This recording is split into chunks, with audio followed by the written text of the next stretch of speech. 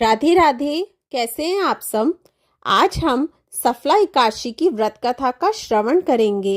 हर महीने 2 बार एकादशी का व्रत किया जाता है और 2024 की अंतिम एकादशी सफला एकादशी है। हर साल पौष माह के कृष्ण पक्ष की एकादशी तिथि पर सफला एकादशी मनाई जाती है। साथ ही यह तिथि भगवान विष्णु को प्रसन्न करने के लिए बेहद शुभ मानी जाती है। चलिए हम कथा का अब श्रवण करते हैं। लक्ष्मी नारायण भगवान की जय। सफला एकादशी व्रत कथा। धर्मराज युधिष्ठिर कहने लगे कि हे जनार्दन, मैंने मार्गशीर्ष शुक्ल एकादशी अर्थात मोक्षदा एकादशी का सविस्तार वर्णन सुना। अब आप कृपा करके मुझे पौष माह के कृष्ण पक्ष की एकादशी के विषय में भी बतलाइए। इस एकादशी का क्या नाम है तथा इसके व्रत का क्या विधान है, इसकी विधि क्या है, इसका व्रत करने से किस फल की प्राप्ति होती है, कृपया यह सब विधान पूर्वक कहिए। भगवान श्री कृष्ण बोले, पौष माह के कृष्ण पक्ष में आने वाली इस एकादशी को सफला एकादशी कहा जाता है। इस एकादशी के देवता श्री नारायण हैं। विधि पूर्वक इस व्रत को करना चाहिए।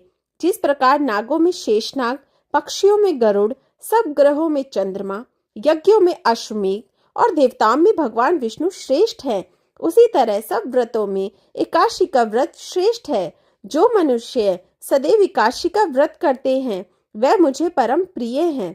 इसका महात्म्य मैं तुमसे कहता हूँ, ध्यान पूर्वक सुनो। भक्त वत्सल भगवान श्री कृष्ण कहने लगे कि धर्मराज, मैं तुम्हारे स्नेह के कारण तुमसे कहता हूँ कि एकादशी व्रत के अतिरिक्त मैं अधिक से अधिक दक्षिणा पाने वाले यज्ञ से भी प्रसन्न नहीं होता हूँ। अतः इसे अत्यंत भक्ति और श्रद्धा से युक्त होकर करे। हे राजन, द्वादशी युक्त पौष कृष्ण एकादशी का महात्म्य तुम एकाग्रचित होकर सुनो। सफला एकादशी व्रत कथा। चंपावती नगर में एक महिष्मान नाम का राजक राज्य करता था। उसके 4 पुत्र थे। उन सब में लुम्बक नाम वाला बड़ा राजपुत्र महापापी था।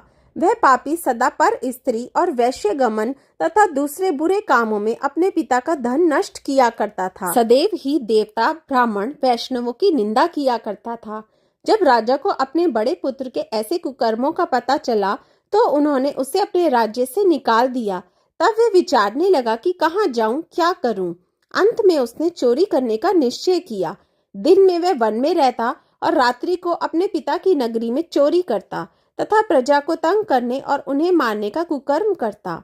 कुछ समय पश्चात सारे नगर भयभीत हो गया। वह वन में रहकर पशु आदि को मारकर खाने लगा।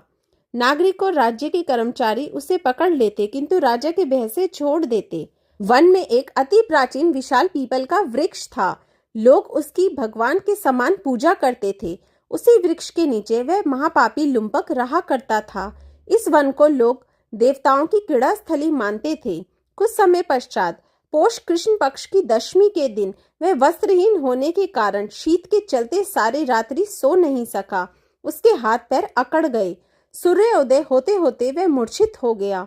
दूसरे दिन एकादशी को मध्याह्न के समय सूर्य की गर्मी पाकर उसकी मूर्छा दूर हुई। गिरता पड़ता वह भोजन की तलाश में निकला। पशुओं को मारने में वह समर्थ नहीं था, अतः पेड़ों के नीचे गिरे हुए फल उठाकर वापस उसी पीपल वृक्ष के नीचे आ गया। उस समय तक भगवान सूर्य अस्त हो चुके थे। वृक्ष के नीचे फल रखकर कहने लगा, हे भगवान, अब आपके ही अर्पण हैं ये फल, आप ही तृप्त हो जाइए। उस रात्रि को दुख के कारण रात्रि को भी नींद नहीं आई। उसके इस उपवास और जागरण से भगवान अत्यंत प्रसन्न हो गए और उसके सारे पाप नष्ट हो गए। दूसरे दिन प्रातः एक अति सुंदर घोड़ा अनेक सुंदर वस्तुओं से सजा हुआ उसके सामने आकर खड़ा हुआ।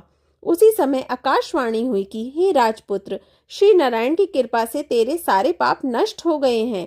अब तू अपने पिता के पास जाकर राज्य प्राप्त कर।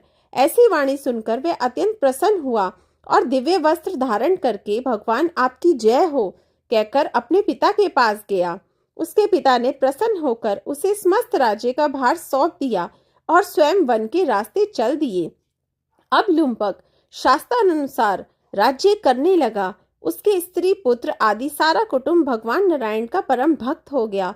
वृद्ध होने पर वह भी अपने पुत्र को राज्य का भार सौंपकर वन में तपस्या करने चला गया और अंत समय में बैकुंठ को प्राप्त हुआ।